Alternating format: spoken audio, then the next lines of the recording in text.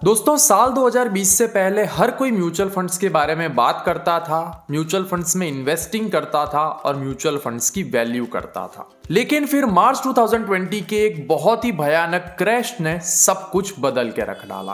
अब क्योंकि लॉकडाउन के चलते हम सभी के पास ढेर सारा टाइम था, मार्च 2020 के बाद हर कोई स्टॉक्स की बात करने लगा, स्टॉक्स में इन्वेस्टिंग करने लगा और स्टॉक इन्वेस्टिंग को ही वैल्यू करने लगा। मैंने तो ऐसे भी इन्वेस्टर्स देखे जिन्होंने अपने पूरे म्यूचुअल फंड्स पोर्टफोलियो को बेच करके स्टॉक्स परचेस कर लिए, क्योंकि mutual funds are slow compounders.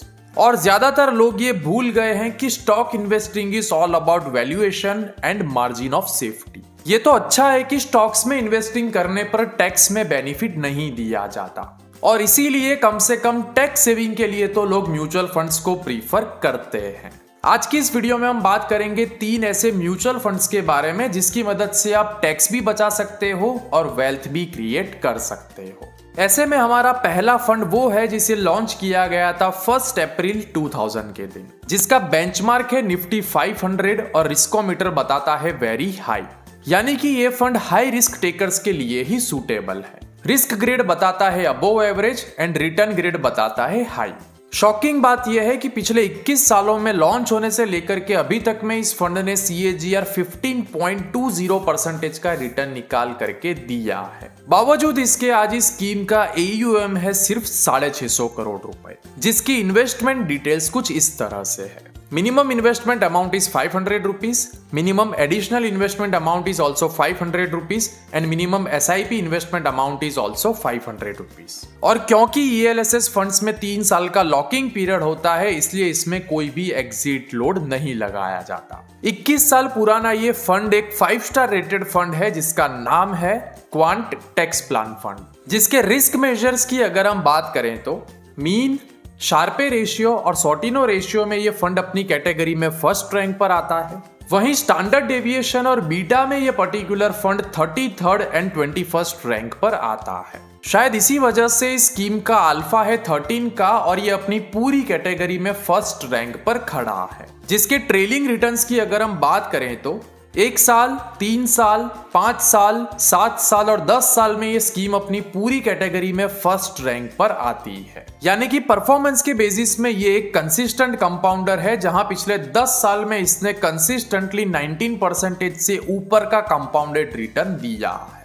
वहीं इसके रोलिंग रिटर्न्स की अगर हम बात करें तो 1, 3, 5 और 10 साल के रोलिंग रिटर्न्स में मैक्सिमम परसेंटेज ऑफ टाइम्स इस स्कीम ने 15 to 20% या 20% से ज्यादा का रिटर्न जनरेट किया है। और 5 साल के रोलिंग रिटर्न के बाद इस स्कीम ने कभी भी नेगेटिव रिटर्न नहीं दिया है। यानी कि अगर आप किसी टैक्स सेवर फंड में मिनिमम 5 साल तक इन्वेस्टेड रह सकते हो तो फिर ये पर्टिकुलर स्कीम एक बहुत ही अच्छी स्कीम साबित हो सकती है, जिसने 10 साल के रोलिंग रिटर्न्स में हमेशा 10% से ज्यादा का ही रिटर्न निकाल करके दिया है। आगे इसके एसेट एलोकेशन की अगर हम बात करें तो फिलहाल इस स्कीम में 2% की कैश होल्डिंग है और 98% एसेट इक्विटीज में लगा दी गई है। वहीं मार्केट कैप के बेसिस पे इसके पोर्टफोलियो में 29% small cap stocks, 59% large cap stocks और 10% मिड कैप स्टॉक्स देखने को मिल जाएंगे।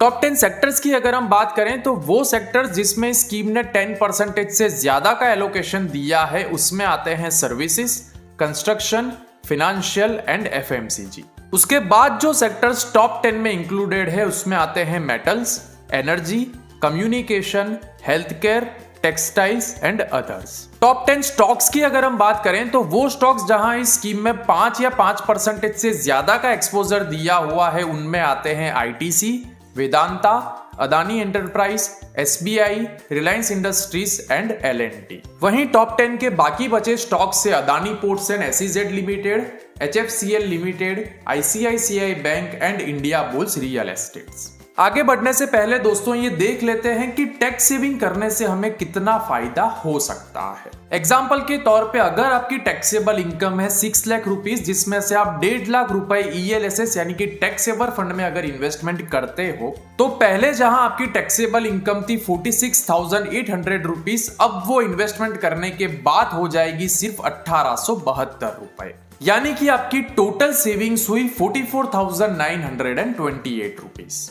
वहीं अगर आपकी टैक्सेबल इनकम है 10 लाख रुपीज तो आपकी सेविंग्स होगी 31,200 रुपीज की। और अगर आपकी टैक्सेबल इनकम है 15 लाख रुपीज तो आप टैक्स सेविंग में इन्वेस्टमेंट करके टोटल बचत कर सकते हो 46,800 रुपीज की। टैक्स सेविंग के अलावा दोस्तों ELSS फंड्स में भी हमें पावर ऑफ कंपाउंडिंग का बेनिफिट मिलता है, जिसकी वजह से लॉन्ग टर्म में वेल्थ क्रिएट हो सकती है, जिसमें होल्ड करने के लिए कोई भी मैक्सिमम पीरियड नहीं है और इसमें आप SIP रूट से हर महीने भी कुछ पैसा इन्वेस्ट कर सकते हो with ease of investment through your mobile और वेबसाइट्स। पावर ऑफ कंपाउंडिंग की अगर हम बात करें तो आज से 20 साल पहले अगर किसी ने इक्विटी म्यूचुअल फंड्स में 10,000 पर मंथ की SIP बुक की होती तो आज उसके 24 लाख रुपीस के इन्वेस्टमेंट की वैल्यू हो चुकी होती मोर देन 1 करोड़ रुपीस। और मजे की बात यह है कि 1980 से लेकर के आज तक सेंसेक्स ने 3, 5 और 10 साल के एवरेज रोलिंग रिटर्न्स में कंपाउंडेड 15% से ज्यादा का ही रिटर्न निकाल करके दिया है। So this is power of equity and power of compounding. आपके स्टडी और रेफरेंस के लिए मैं इस पर्टिकुलर वेबसाइट की लिंक इस वीडियो के डिस्क्रिप्शन में और कमेंट सेक्शन में डाल दूंगा। हमारी दूसरी जो म्यूचुअल फंड स्कीम है उसे लॉन्च किया गया था 29 दिसंबर 2009 के दिन, जिसका बेंचमार्क है निफ्टी 500 एंड रिस्कोमीटर बताता है वेरी हाई। इसका रिस्क ग्रेड है below average and return grade है अबव एवरेज। और सिर्फ 35% के टर्नओवर के साथ लॉन्च होने से लेकर के अभी तक में स्कीम ने CAGR 17.26% का रिटर्न निकाल करके दिया है। और शायद इसी वजह से आज इसका AUM 30,000 करोड़ रुपए से भी ज्यादा का है, जिसमें minimum investment amount, minimum additional investment amount और मिनिमम SIP अमाउंट रखी गई है 500 रुपए with exit load of 0 rupees. 12 साल पुरानी ये स्कीम एक 4 स्टार रेटेड फंड है जिसका नाम है axis long term equity fund, जिसके रिस्क मेजर्स की अगर हम बात करें तो इसका मीन, शार्पे रेशियो और सॉर्टिनो रेशियो अपनी कैटेगरी एवरेज और बेंचमार्क के कंपैरिजन में ज्यादा है और स्टैंडर्ड डेविएशन अपनी बेंचमार्क और कैटेगरी एवरेज से कम है, जो कि बहुत ही अच्छी बात है। और मजे की बात यह है कि सिर्फ 0.87 के बीटा के साथ इस स्कीम ने 2.20 का अल्फा जनरेट किया है। इतना AUM होने के बावजूद भी इतना अल्फा जनरेट कर पाना इज रियली अमेजिंग।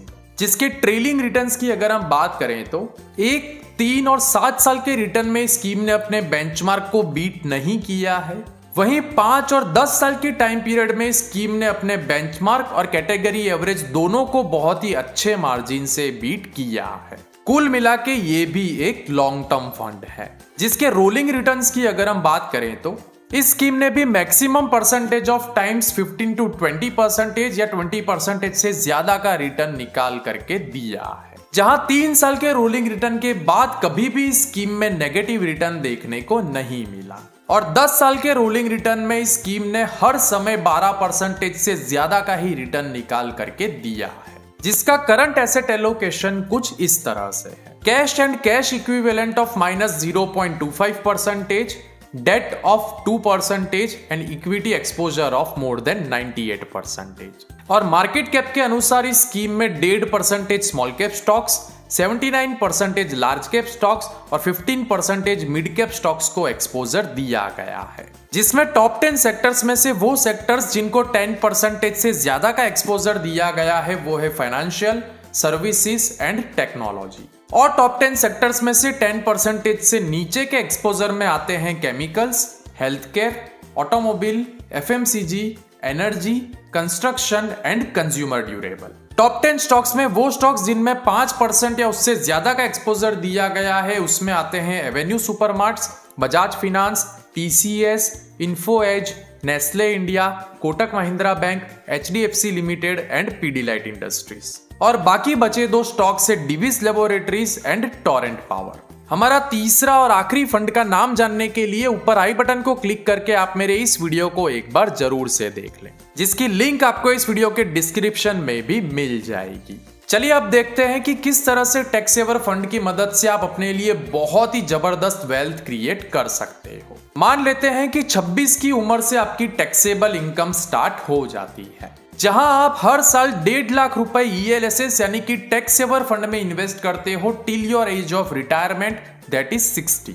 अब अगर इस 35 इयर्स की इन्वेस्टिंग में आपको 15% का रिटर्न मिलता है तो रिटायरमेंट में आपके पास टोटल कॉर्पस होगा मोर देन 15 करोड़ रुपीस।